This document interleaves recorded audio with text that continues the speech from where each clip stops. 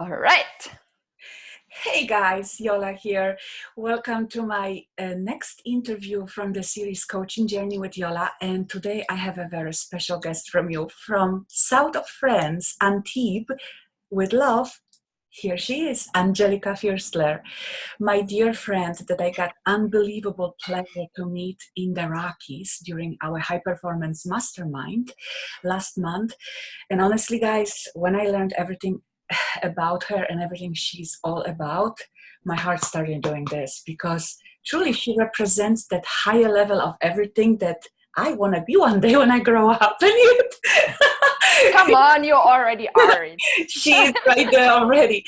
And so we definitely connect on one level, especially that living a full, vibrant life, that's striving for, high performance in life. But let me just introduce her because she's a very special person. So Angelica is an expert on like so-called high vibe foods and sprouts. She wrote 3 books on recipes and different ways of eating vegan. She's vegan. She's a yogi. She lives that clean, very highly energetic life. She is a singer. She is underwater model. She is so much into environment and protection of our beautiful planet Earth. And she does a lot of projects, non-profit projects. And one of them that recently surfaced, and the word surfaced is directly in Literally. filmed beautiful, beautiful film in Mexico, underwater film called Lotus. We're going to talk about it in a little bit. But right now, I just wanted to tell you, there's so much about this girl. Welcome so much to my show. Thank you for finding time for me. And like I said, Thank you. Start with love. Thank you so much for having me, Jola. I'm so just blessed and so grateful for our connection because you are a star and the sun and you're just radiating and beaming. And I'm so glad we are here with all of you guys to hopefully also bring lots of value to your life. And yeah. Yes.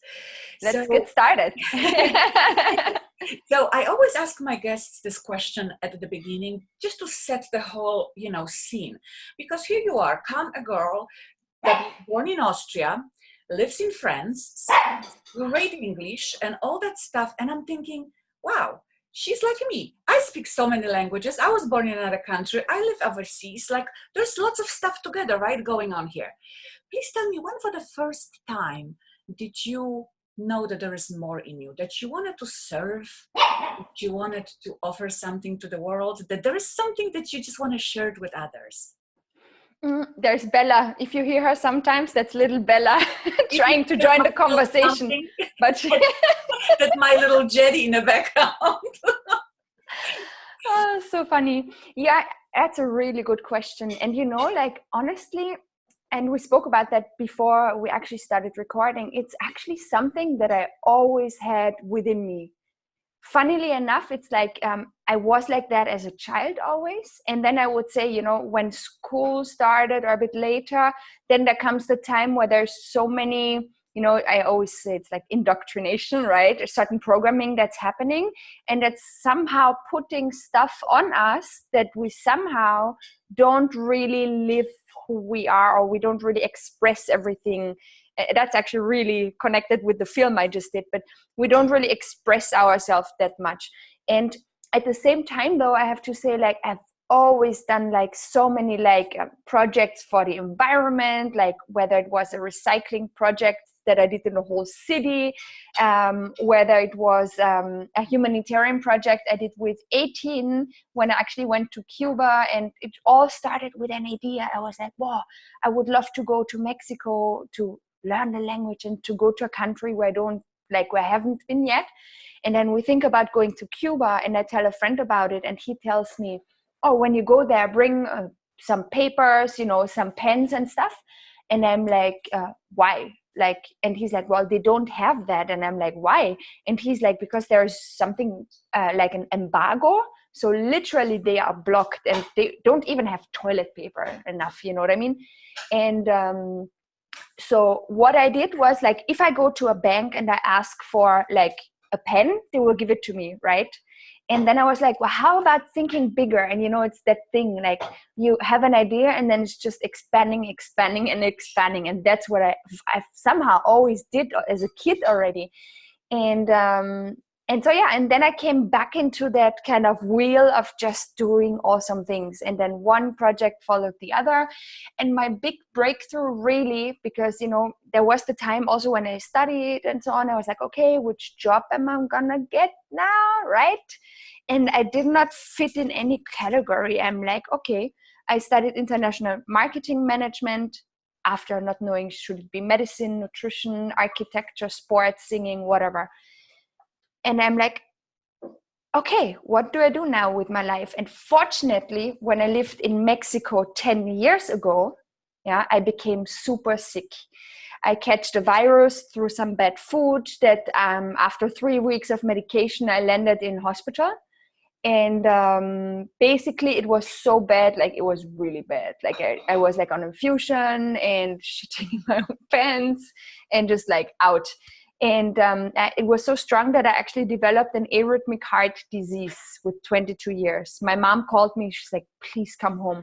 The insurance called me. All right, Miss Angelica, we are ready to fly you back to Vienna. And they were speaking about, like the insurance that takes you out of the country if it's a bad case. And that was the case with me. And somehow deep inside, I knew, Jola, you know what? I'm going to be fine. That is just my wake-up call. And, there's a saying, life is a dance.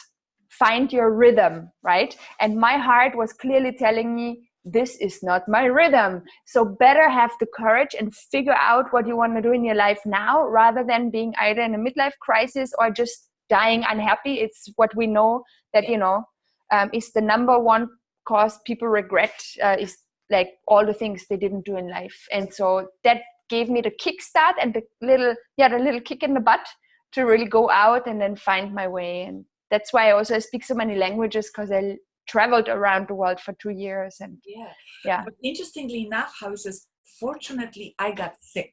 Fortunately in connection, right? Means like, wow. That for you, that was the wake up call. And like I said, like we sometimes realize the things in life that come to us as obstacles, as problems, as major, even I would say traumas at some time, turn into something very valuable, right, in the future. So always. You are yogi, you are vegan. When did you start? Like, was it coming from your family, from a friend, from books you read? Where does awareness of like need to live that way come from? It's funny because when people see me, okay, so first of all, when people get to know me and they're like, ooh, where did you fall from heaven? Or you must have had the most amazing childhood. Like your parents must be like vegan and yogis and whatever. I'm like, nope, not really. Like if you see my family, like I love them all. And at the end, I can say it's the perfect family for me to grow up in, because, shit is the best fertilizer. Or in another way, a lot of pressure for a diamond to come out, you need a lot of pressure. So like I had a very kind of rough childhood in a way, like my dad being alcoholic and just kind of, when he was sober, everything was great. When he wasn't, he was the hurt child hurting people.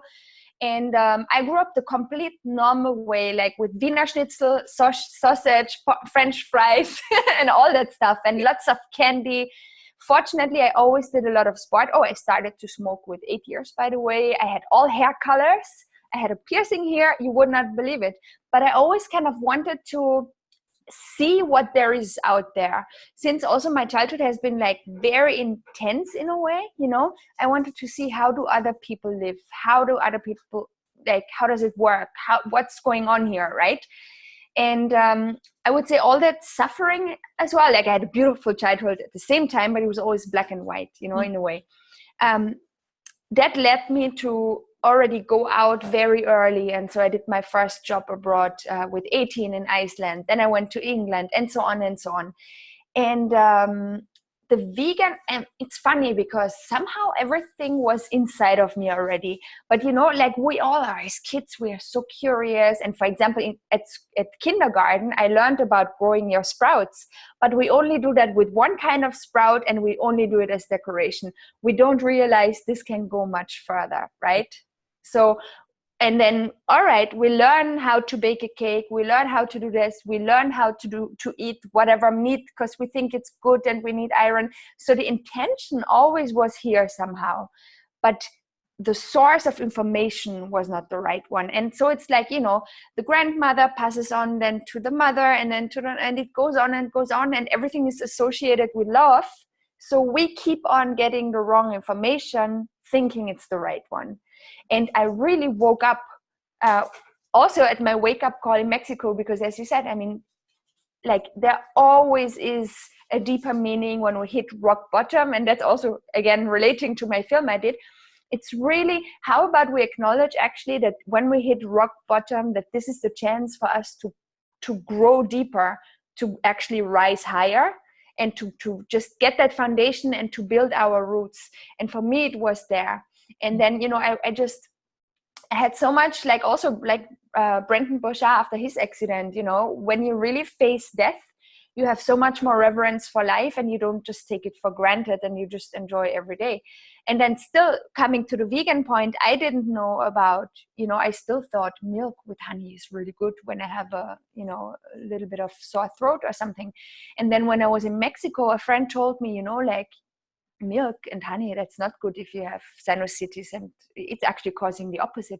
It's causing lots of mucus, stuff I know nowadays, right? But there was like, but really, but like I know from my grandma, I know from my mom, this is what you take, right? And then the rest might be placebo helping or whatever. And then I was like, it like, you know, it opened something. I was like, all right, so if this is not true, what else is not true? And I'm telling you, I've been on that journey ever since. It doesn't stop. Wow. It gets everywhere. From, all right, you go through the whole food, because then I stopped meat. Then I stopped the seafood, because seafood is full of mercury and all that stuff, antibiotics, blah, blah, blah, blah, blah.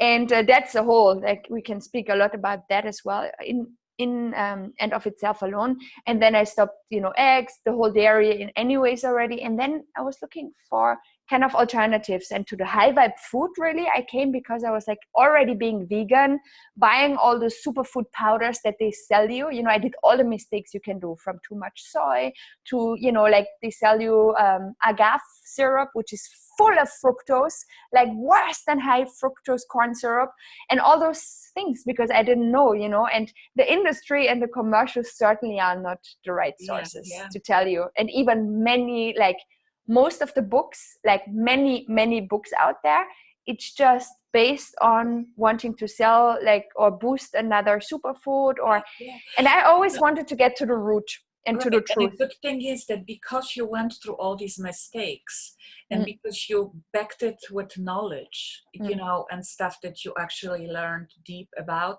then what you came up in your life, what works for you, you know, it's the truth that you live now.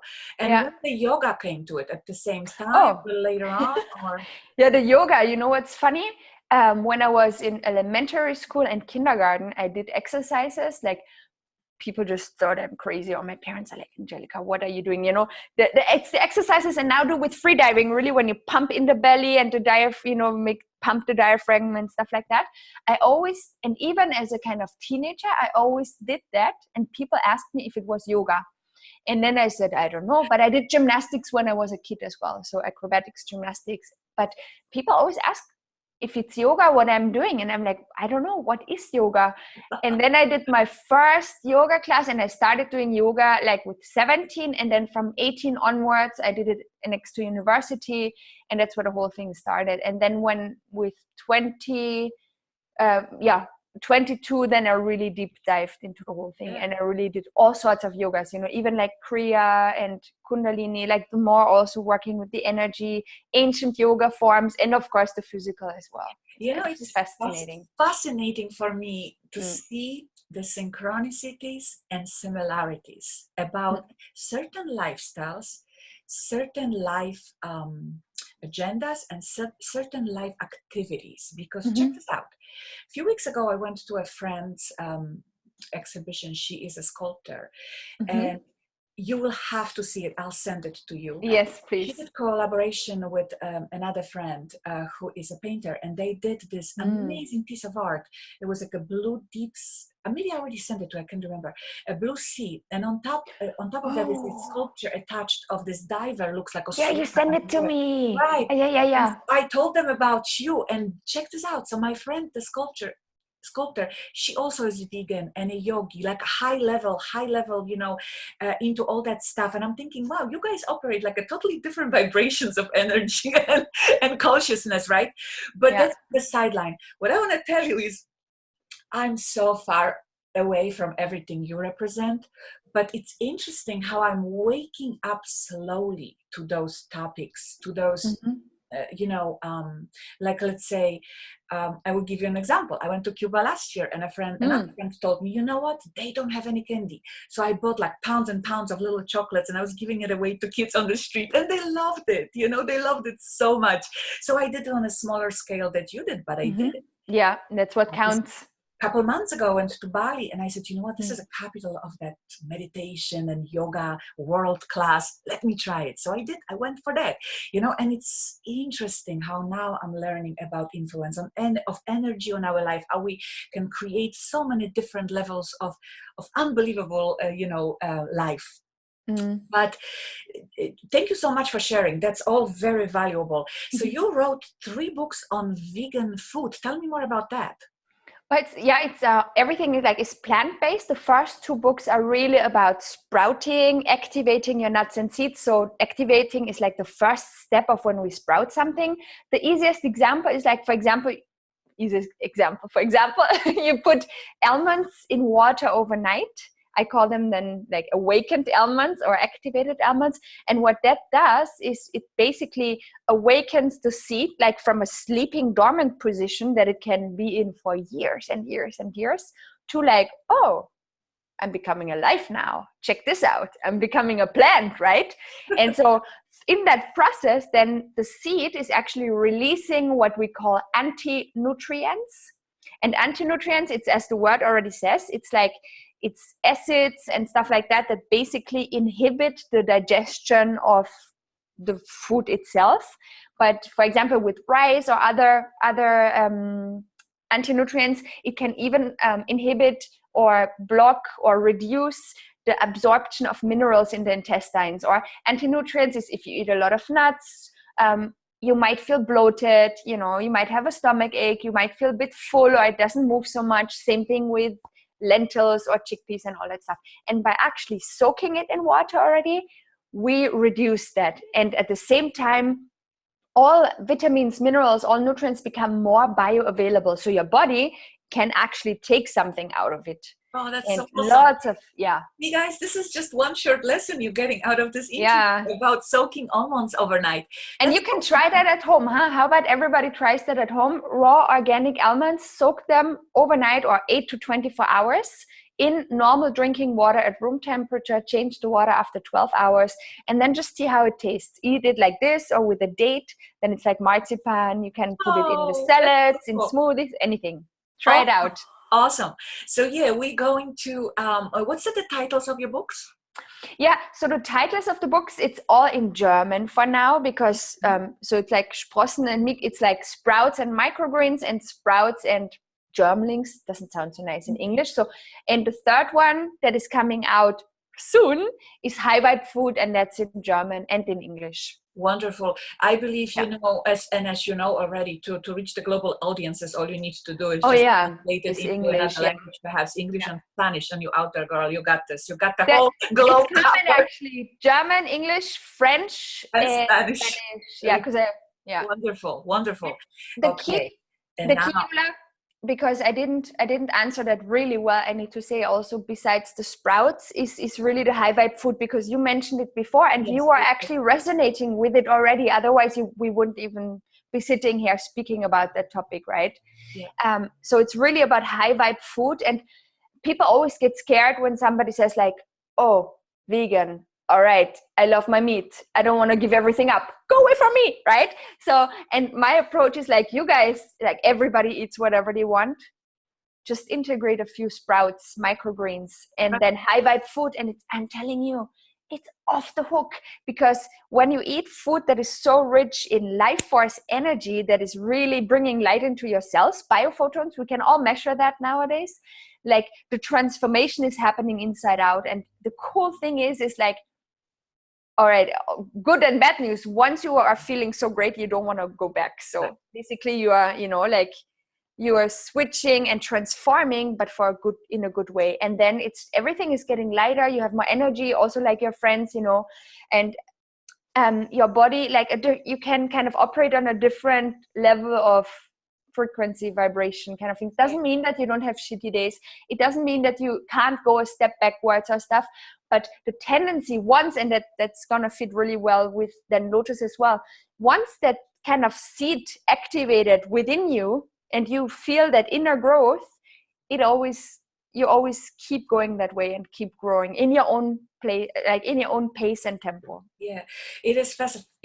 I'm one of these people who I cannot right now imagine myself like giving up meat, but I'm all for balance. I'm always looking for that golden middle, or how they say it in German, goldene Mitte, or whatever it is, right? But the thing is, it really is about what works for you. We're not pushing on anyone, any lifestyles or anything like that. I am so against any radical people who thinks that only their way is the right way. And therefore, I invite all these people that I'm fascinated about, because I feel that, you know what? Who knows? Maybe 10 years from now, my level of consciousness will be where is yours today. Or perhaps we inspired people, or perhaps something that you share either in your books or in your future productions or films or whatever, will give people that one thing that will help them with their health or with problems that they may have, right? Yeah.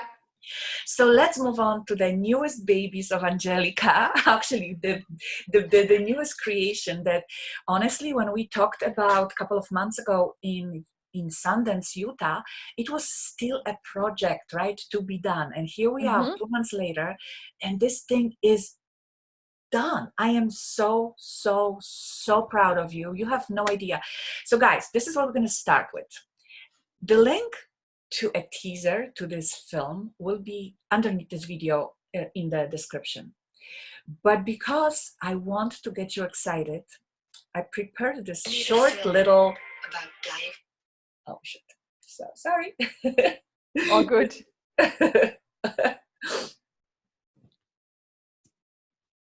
Check this out. Somewhere. Start from the beginning, maybe. Can't reach into our emotions.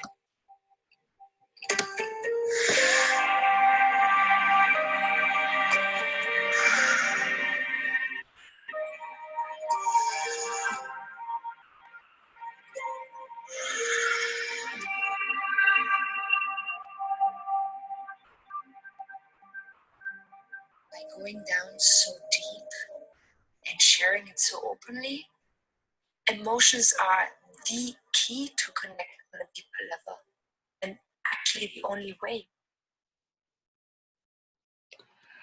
Wow, I tell you, this is crazy, crazy awesome. Guys, this person underwater is Angelica, okay? How long did you stay underwater to do this thing? Holy cow. That was something. Practice to be able to keep your breath for 4 minutes plus. Yeah, I was always scared of water, actually. And that was also 10 years ago in Mexico, where I had my wake-up call, right? Where I decided, and I made it out alive and healthy out of the hospital. And I said, okay, now it's time to listen to my heart, follow my intuition. And I was always scared of water. And when I mean scared, thinking like we all, like thinking a shark is going to grab me, or like really paranoid. And I decided to face my fear of water. And I went diving with whale sharks. Wow. 10 years ago. And the moment I was underwater, Jola, I'm telling you, like the fear was just gone, and all that remained was like, wow, fascination. And that's where basically I started, like I came home that day and I was just looking, all right, underwater model, underwater photographer, underwater producer, underwater environmentalism. That's where my whole passion for underwater started. It's because I actually faced my fear. And then there was like a 10 years that I've been first also working professionally as an underwater model. So like doing TV shows, fashion shoots, but I got really soon kind of, like it was a bit too superficial, the whole film Right. work. And I wanted to do things that matter. And basically, you asked, how did I come to hold my breath? It's 4 minutes 44 now. So basically, to be honest, I took everything I ever knew from yoga. That's how I came to 3 minutes 21 on like even the first kind of attempts of just calming myself, and then just becoming more and more aware about how the breath works and the diaphragmic contractions that are a pain in the ass. Like for those who don't know free diving, if you hold your breath for a while, after a while you have like diaphragm contractions. It goes like, and you feel like you're gonna die or you have to breathe, right? And what these do, they pump the blood out of the arms and the legs into the essential organs, but you feel like, and so when we free dive, we need to stay with those contractions and just smile at them and just observe. And this is so awesome, because how is it in life when there's things not working well and then we give them all our energy, then we go down. But if there's things and they don't work well and we just observe, right? Although it's hard, like I'm not saying it's easy, but it's like coming into the place and then just focusing really, like what helps me is to really be grateful for even just each body part, each organ, saying thank you, and then just thank you for life, and then just tuning into the feeling, into the emotion, into those vibration of love. That's what helps me a lot, and then I can stay. It's wonderful. So in very, very brief description, please tell me what this Lotus project is all about, what this film is about. And honestly, the fact that it's not just the surface level, beautiful, filmed in cenote in Mexico, a film about a gorgeous girl underwater. It is a meaning attached to it. So Oh yeah, 100%. Like basically I did lots of photo shootings and commercials and blah blah blah blah, and I'm like, no, like the reason why I came to the south of France in 2011 was because I wanted to make films that touch people's hearts and that really inspire them to live their best life, right? What we spoke about, what we resonate with, and to just open up to more possibilities, and not have entertainment as something that is kind of just pulling people down. And I didn't find those people. And like really the years went by and I had that sleeping within me. And, like sometimes when you have the intuition or a dream and it whispers, and you're like, yeah, I know I should do that. And then it starts to speak and you're like, yeah, I know I should do it. And then it starts to scream and you are just like, I cried. I was like, I love all the work I do, but I really, really, really need to do that meaningful world, because I know from my heart and soul, it's what I'm here to bring into this world. And literally the whole story of the Lotus and the whole film is actually a reflection of it. It's like it tells the story of a seed that turns into its full potential, which is the lotus flower. And we all, like, how often do we find ourselves not living the life we know is possible for ourselves because of all the excuses, right? And we make ourselves small, and many people still even don't even know yet that there is something else, that what society and mainstream media kind of brainwashed them into. So I see us as kind of sleeping seeds. And that's why also, like, because you mentioned that before, with food, everybody develops, in his own speed. And I see us all as seeds and as sprouts and plants, and we're all at different levels. It's not because somebody is still a precious seed that I will judge and say, hey, you didn't sprout yet. It's like, I know when your time comes, you will sprout and you will flourish, but no judgment. Everybody is here for his own growth and experience of life. So it's that seed, right? And the seed for me, it's really the heart, and it's kind of the heart is the seed of the soul. And isn't it true? Deep within, we actually know so much. We know everything. We know who we are. We know we somehow know our way as well. It's like every seed has within the information it needs to grow into a plant. And so we have everything we need inside of ourselves as well. And so this film is really about that. And then at the same time, though, like, you see me like falling into, this was just a short teaser, but you see me falling into that cenote and like sinking down and then just waking up and starting to dance and sprout and grow. And then at some point in the movie, I kind of want to move up, but I'm kind of starting to sink down, and I push harder and harder, and I swim up and I struggle, but everything that's happening is like I fall down. And that's somehow representing our time where we're kids and we're sprouting. Everybody tells us, go live your dream, Jola, go do it, you can do everything, right? You can be everything. And then you come to school, and then you go to whatever, and then all it is, it's all of a sudden like, all right, you have to have that car, that house, that family, you have to have so much money, and that's it. And we found, I mean, look at society, like so many people are just struggling, never making it, and believing something is wrong with them when that is not the truth at all. So then in the movie, that basically I give up because like it's just too much struggling, and I'm literally hitting rock bottom. I fall on a rock at the bottom, symbolically, literally. And I give up because my dreams, they seem too far away, like so far up. And then it's basically almost like I leave my body, and then all of a sudden I'm in the desert. And in the desert, we filmed in California actually. And in the desert, I'm like, what's going on here? And that's kind of the encounter also with death and the dark. And there's a whole another journey where I really liberate all my emotions. And I first start running away, and then I get angry, then I get sad, because it's all the emotions that we go through when we are somehow stuck or lost and that was so amazing until I actually really allow all my emotions to get out. And when we actually, because usually we say like, oh, I'm feeling sad, I don't want to feel sad, so we push it away. Oh, I feel stressed, I don't want to feel stressed, like I eat something or whatever. Then we push away the emotion and we don't give it the space to be. And so here I just give it really the space to be. And what's so interesting, when we give emotions the space to be, they transform. And so then, I turn around, and then all of a sudden I see the sunlight and connect with the sun.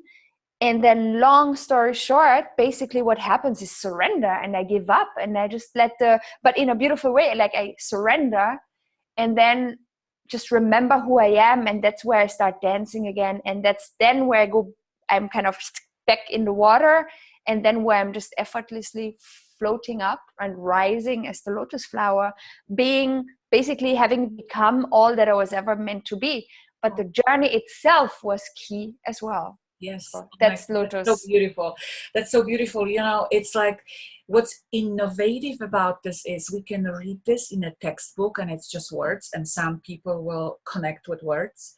And then there is so many visual people that they would otherwise never get this message. And through your film, through this like gorgeously represented such a truth about life, perhaps this will get to their heart. And your mission in life is to show people that they can live their dreams, that they don't have to do this, everyday things just because society wants them to. And isn't it true, like you said, that so many times people go to school to get that job, then go to job to pay for that school, and then when they realize the life is over, then it's like nothing happened. And that's why I said to you at the beginning, like I was so impressed at this young age that you already came to the level of consciousness that some people reach at their deathbed, and so it's just phenomenal. I am so freaking proud of you, and just like really, really admire you deeply. We will be finishing up with this last question I have for you, and it's very important that you tell my audience what would be your like one advice, one recommendation from all that experience that you had in life, from creating that beautiful production. Give that like coming from your heart advice to everyone. People always say like there's nothing special about me, or nothing like we all have that seed inside of us, and we all have that genius inside of us, and we hear that voice, like you hear that voice within you. Just listen to it and just trust yourself to make the first step, like jump into the cold water and just open yourself up to possibilities. And I think the most important thing is really like find and live your truth. Like allow yourself to, no matter where you are in the world, no matter in which job, in which whatever you are, you can always change. the most important thing is that you live your truth. And when you actually take that first step, everything is possible. You don't need to know anything. You can figure everything out. And just with the underwater project, so many things were uncertain also. And I just went one step at a time. So just go one step at a time and listen to your heart. Don't try to figure it all out in a master plan. Just go and see how things unfold. And the most important thing is always return to your center, to your heart. Get some stillness. Forget all that outer noise and listen to your inner voice. Wonderful.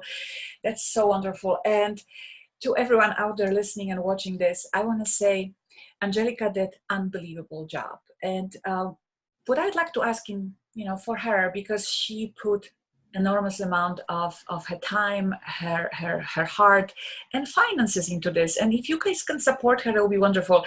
In her teaser, it will be website. You guys can check it out. And just, if you have a means, the smallest donation, whatever, that will be so appreciated. She, will be presenting her films probably in few festivals next year, right? It will be in Cannes. Where else, Angelica? What are they going to show? Basically, all key film festivals, and also very like high consciousness festivals like Art with Me Tulum or Illuminate's Sedona Film Festival. We see where it fits, but Cannes is just also 8 minutes from here, so we hand it in here. So great. And so, yeah, if you support her, your name will be somewhere listed there. Yes. At the end of the film. So thank you so very much. Before we finish, I want you to give people the handles for your social media as well as your website so they can find you. And we can also drop it down in the comments as well. Yeah, I think that would be good in the comments. It's at Angelika Fürstler on Instagram and Facebook, and angelicafürstler.com. We'll post the link below. So awesome. Thank you, Angelica, so much. thank you so very much for your time, for your energy. I am so thrilled that you gave me this good positive vibe, because for you, Saturday is almost over. For me, everything just starting right now. So I'm going to get that great vibe coming into my weekend. Thank you very, very much once again. I wish you from the bottom of my heart many, many, many successes. And hopefully one day we meet at one of those festivals. Then I will be in the audience and I'll be presenting. This is my friend Angelica. I'll let you know what's going on. Totally. See you again really soon. And looking forward to hearing from all of you, and just all the very best to every single one who is here with us right now. Thank you for being life, right? Let's live it to the fullest. Yeah. Thank you so much. Ciao. Ciao.